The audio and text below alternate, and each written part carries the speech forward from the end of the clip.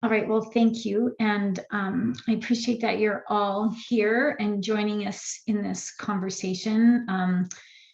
What I'd like to do in my brief part of the presentation and as we move into conversation afterwards is to invite us to think about curriculum as a way in which we are connected to knowledge and to one another and to time.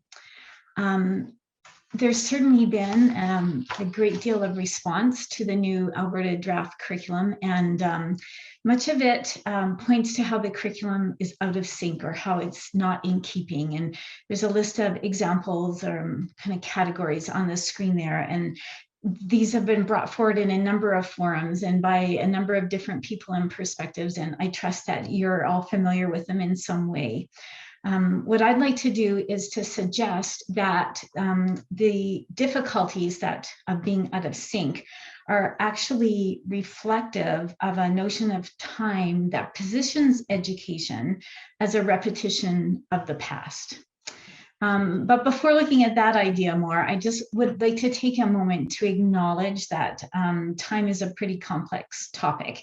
It's part of the deepest foundations of attempts to understand existence, both individual and collective.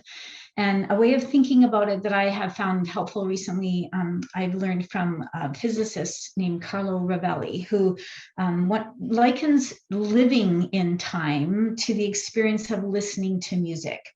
And he points out that we don't actually hear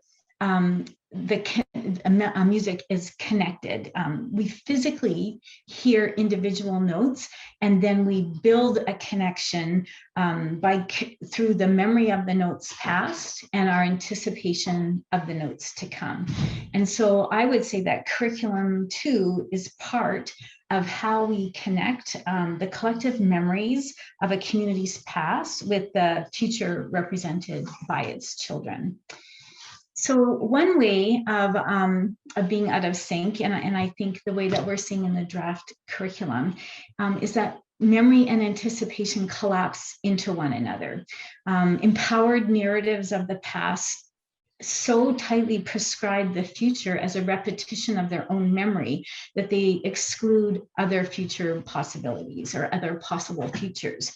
And so the present then, and as Jackie has talked about and Maren has mentioned, has to rush along towards a future past. And so to the point that children are taken out of the time of their own experiences, the rhythm of their experiences, their curiosities and thoughtfulness are replaced by artificial beginnings. Things like, now you will learn about fractions. Now you will learn about, gravity. And so children are imagined as somehow behind the potential of their own future. And they're always chasing fragments of knowledge and authorized versions of being. And so time in this kind of way of being out of sync or in this kind of curriculum is compressed, and it's filled to the point that there's no time at all, little room in which to become. And so another version of being out of sync occurs when that smooth flow of what we expect is disrupted, when we actually start to hear the interval between the notes or moments between time.